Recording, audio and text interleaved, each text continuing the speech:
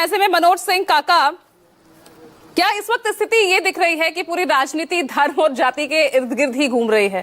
हालांकि जब जातिगत जनगणना को लेकर, आरक्षण को लेकर आप पर सवाल यहां पर पूछने को मैं बढ़ रही हूं, तो मन में फिर वो प्रमोशन, रिजर्वेशन, वो सब यादें ताजा हो जाती है।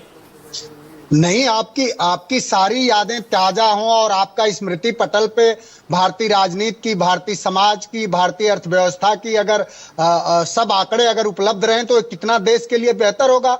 अगर भारतीय अर्थव्यवस्था के आंकड़े अगर उपलब्ध होंगे तो वो भी याद होगा कि नरेंद्र मोदी जी की एक ये भी उपलब्धि है कि 92 लाख करोड़ रुपया इस देश के लोगों का डूब गया। उनकी उपलब्धि ये भी है कि जिस देश के लोगों के कंधों पर 55 लाख करोड़ रुपए का कर्जा था, उसको नरेंद्र मोदी जी की सरकार ने 255 लाख करोड़ रुपया कर दिया। उन्होंने 45 साल की सबसे बड़ी बेरोजगारी लाई।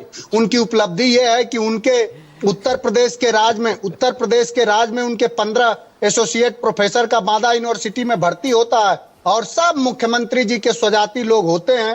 तो बस नवल किशोर भाई से और राजीव भाई से मैं यही कहूंगा, इन दोनों भाइयों के लिए एक छोटी सी लाइन है कि सामने वाले को हल्का देख के भारी हैं आप, और आपकी मयार देखी है, मयारी हैं आप, और उफ तलक करते नहीं जिल्ले इलाही के खिलाफ, उफ तलक करते नहीं जिल्ले इलाही के खिलाफ। और आपको दरबार की आदत है, आप दरबारी हैं आप।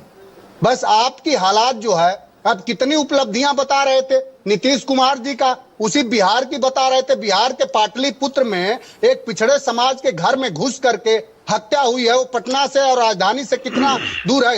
घर में घुस करके सामंतों ने हत्या करी है। 2 पुलिस अफसरों की हत्या हो गई है।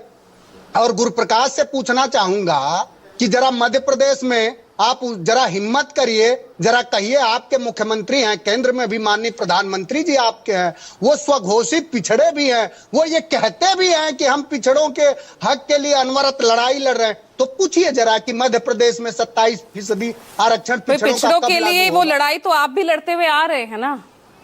देखिए, तो उसके बाद आप रिजर्वेशन इन प्रमोशन आप उसको भी खत्म कर देते हैं, फिर उसके बाद आप यहाँ तमाम सवाल भी उठाते नजर आते हैं। खुद सरकार में आते हैं तो जातिगत जनगणना और जातिगत सर्वेक्षण जैसे कोई मुद्दा उठाते नजर ही नहीं दिखते, ना कुछ ना करवा पाते। श्रद्धेय नेताजी को अगर आपने सदन में सुना होगा, उसके बाद अगर हमारे राष्ट्रीय अध्यक्ष जी को, माननीय अखिलेश यादव जी को, उन्होंने देश के सदन से लेकर सड़क तक हमारे आरक्षण का कैप बढ़े, उन्होंने साफ साफ कहा कि जब डॉक्टर लोहिया के नेतृत्व में सोशलिस्ट सजपा थी, तब यह बात चली थी कि सोशलिस्टों ने बाधी गांठ पिछड़े पांव 100 में 60। लगातार हमारे नेता अपने पीडीए की अवधारणा के तहत, और अखिलेश यादव सिर्फ राजनैतिक नहीं, किसी भी राजनीति एक समाज का और एक देश का एक आयाम होता है, उसका लेकिन ये तमाम बातें तो राहुल गांधी पुरजोर तरीके से उठा रहे हैं ना लगातार। ओबीसी इलेक्शंस के बाद हो, पहले हो, तो फिर अब आपके लिए क्या रह गया फिर? मैं तो आपसे जानना चाहूंगा कि भारतीय जनता पार्टी का कोई सीट बताइए ना कि अगर आरक्षित सामान्य सीटों पर भी आरक्षित वर्ग को भारतीय जनता पार्टी ने लड़ाया हो। ये समाजवादी पार्टी ने करा है। अयोध्या से लेकर सामान्य सीटों पर भी दलित वर्ग का राजनीतिक प्रतिनिधित्व किस लिए बढ़े, ये माननीय अखिलेश यादव जी ने करा। और अखिलेश यादव जी का विमर्श सिर्फ राजनीति तक नहीं है, भारतीय राजनीति में पहले ऐसे व्यक्ति हैं जो दलितों, पिछड़ों और आदिवासी तबके को राजनीतिक, आर्थिक और सामाजिक सब तरह की समृद्धि देने वाले शख्सियत का नाम अखिलेश यादव और उस पार्टी का नाम समाजवादी पार्टी है। कैसी बात करिए आप, सवाल खड़े करिए ना।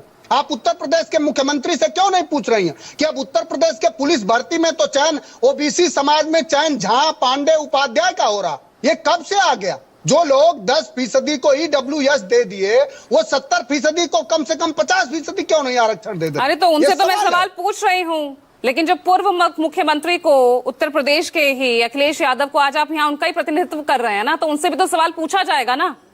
आप भी रहे ना 5 साल सरकार में। पूजा, हम लोग उस समाज से और उस पार्टी से मैं आता हूं कि आपके सवाल पूछने की स्वतंत्रता का पूरा स्वागत करते हैं, लेकिन उस पार्टी से भी पूछिए कि जिस पार्टी के लोग सवाल पूछ लेने पर पत्रकारों को जेल भिजवा देते हैं। सीतापुर में पत्रकार की हत्या हो गई, नमक रोटी का, नमक भात का खबर दिखाने पर मिर्जापुर के एक पत्रकार को जेल भेज दिया गया। हमीरपुर में भारतीय जनता पार्टी का भ्रष्टाचार, बांदा में भ्रष्टाचार दिखाने पर पत्रकारों को नंगा कर रिजर्वेशन इन प्रमोशन में आप मुझे बता दीजिए ना, फिर वो रुख क्या था? आप तो कितना आरक्षण को समर्थन देते हैं ना, तो फिर वो क्या था, वो तस्वीर क्या थी? कौन सी तस्वीर? भाई प्रमोशन, रिजर्वेशन, क्यों आप भूल जा रहे हैं इस बात को? वहां पर आपका क्या वक्तव्य रहा, क्यों उसको आपने खत्म किया?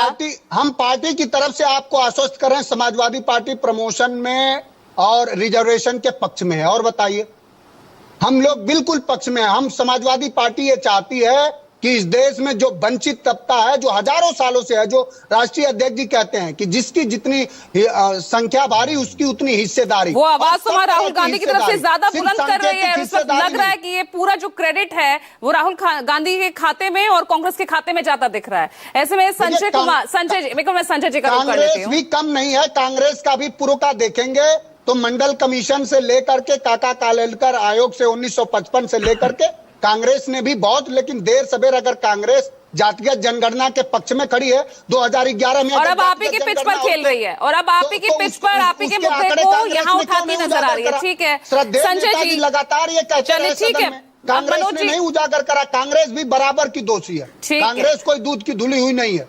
ठीक है, आपकी तरह वो भी